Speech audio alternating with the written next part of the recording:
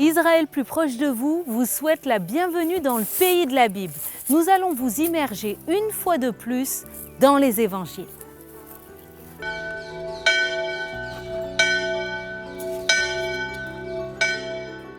Le mont des Béatitudes, petite colline de 200 mètres surplombant le lac de Tibériade. Il est appelé Har HaOcher en hébreu, ce qui signifie la montagne du bonheur. Peut-être comme une préfiguration que la mise en pratique de ce sermon nous ouvre les portes du bonheur.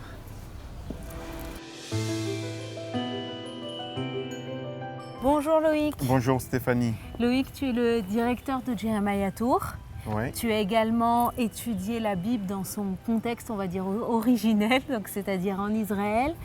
Tu t'es également spécialisé en langue biblique, donc que ce soit l'hébreu biblique ou le grec koiné, pour pouvoir fouiller, pour pouvoir aller plus en profondeur dans la Bible. Oui, c'est d'ailleurs ce qui m'a amené en Israël, un profond amour et une passion, on va dire, pour les récits bibliques. Et aujourd'hui, on va parler du serment de Jésus. Qu'est-ce que c'est important? Très important, sujet très important pour nous qui sommes chrétiens.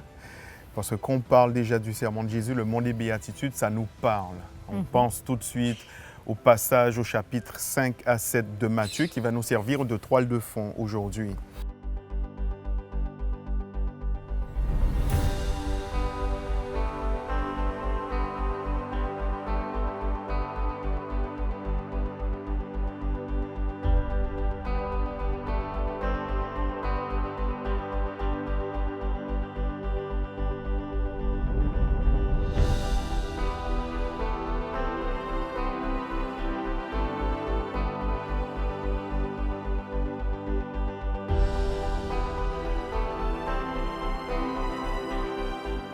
On peut voir qu'il y a une église.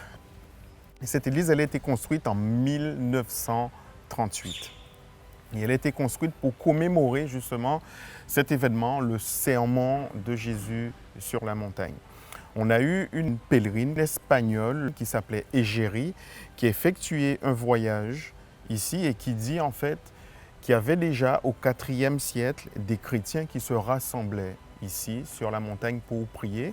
Et on pense même, selon certains spécialistes, il y aurait même eu une église qui aurait déjà été construite au IVe siècle pour commémorer cet événement. Maintenant, j'aimerais quand même mettre une emphase sur la montagne en tant que telle et son nom. Mont des Béatitudes, en hébreu, on a une correspondance avec Har HaOcher. C'est très important. Et on n'a pas de trace que la montagne elle ait été appelée d'un autre nom après le 1er siècle. Okay. Je veux dire, ça c'est relativement important, bien de le souligner. Maintenant, par rapport à l'emplacement, on sait, quand on a une lecture attentive des évangiles, du passage en question, on se rend compte, on sait que Jésus est en Galilée, il n'est pas très loin de Capernaum, il n'est pas très loin du lac.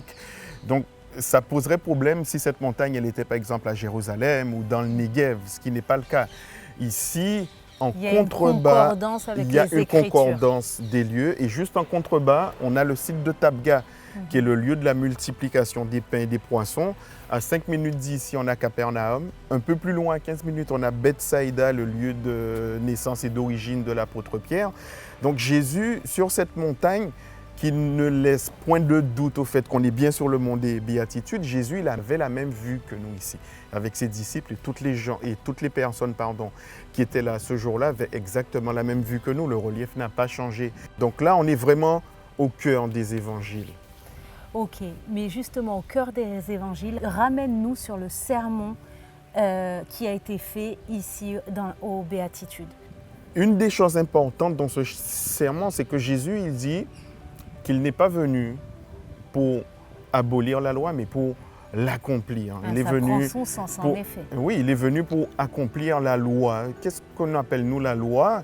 Qu'est-ce qu'on a appelé du moins nous la loi? C'est ce qu'on a. Ça fait référence aux écrits de l'Ancien Testament, mais j'aime pas trop la terminologie d'Ancien de Nouveau, donc je vais parler de la première alliance. Chez les Juifs, ce corpus il est divisé en trois. La Torah, les 5 premiers livres, ensuite on a les prophètes et les écrits. Et c'est toute cette partie, en fait, les Juifs, ils appellent le Tanakh, et que nous, on a appelé ça après coup l'Ancien Testament, la Première Alliance. Jésus, il fait référence à ça quand il dit, moi, je ne suis pas venu abolir ça, je suis venu l'accomplir. Comme pour montrer, en fait, que, tu as bien dit, la loi mosaïque tendait vers un but. Il va même plus loin, parce qu'il dit, tant que le ciel et la terre ne passeront point, il ne disparaîtra pas de la loi un seul iota ou un seul trait de la lettre.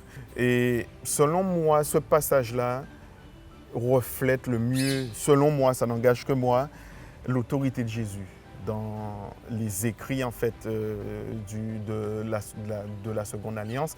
C'est vraiment dans ces passages-là qu'on voit vraiment l'autorité divine qu'il avait.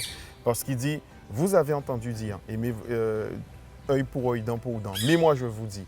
Vous avez entendu dire, mais moi, je vous dis. Vous avez entendu qu'il a été dit aux anciens, mais moi, je vous dis. Et à chaque fois que Jésus prononce cette première partie, vous avez entendu, il cite des passages qu'on retrouve dans la Première Alliance.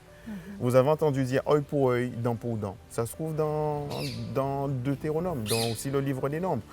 Et il va plus loin en disant, mais moi, je vous dis. Donc là, à ce moment-là, Jésus, il donne une autre compréhension.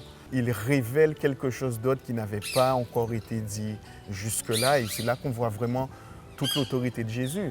Parce qu'à son époque, il n'y avait pas les écrits de la Seconde Alliance. Et là, sur la base des écrits, de ce que tu as appelé à juste titre la loi mosaïque, il va plus loin. Il donne une nouvelle dimension. Sans les abolir, mais une nouvelle dimension. Ouais. Et qu'est-ce que je voulais te dire par rapport à ce site, le Mont des Béatitudes? Pourquoi il est important pour les chrétiens? Entre guillemets, pas le site en soi, mais ce qui s'est passé ici en tout cas. Selon moi, il y a quand même des similitudes avec Moïse. On a une montagne, on a quelqu'un qui parle reçoit des lois et des ordres. Qui reçoit des commandements de Dieu et qui les promulgue au peuple. Il y a des gens en face de lui qui écoutent. Donc, j'y vois, encore une fois, même si ça n'engage que moi, mais j'y vois un symbole avec le mont Sinaï. Parce qu'en face, Jésus il est sur une montagne, le peuple est en face de lui, ils écoutent quelque chose qu'ils n'avaient jamais entendu à l'époque. Et tout ce qu'ils entendent, c'est quelque chose qui est censé réformer leur vie. Mais pour moi, voilà, j'aime y voir le mont des Béatitudes comme étant le Sinaï pour nous, qui sommes croyants. Un nouveau départ avec les lois c'est quelque chose de pratiquées. nouveau qui commence. Ouais. Okay. Merci beaucoup Loïc, et puis à Avec très plaisir. bientôt à Jérusalem, tu le sais. Pareillement, merci à vous. Bénédiction sur vous et autour de vous. Et n'oubliez pas que selon la Bible, le vrai bonheur se trouve dans la mise en pratique de sa parole. Et en particulier, la mise en pratique avec amour. L'amour, ça change tout. Soyez bénis et à très bientôt à Jérusalem.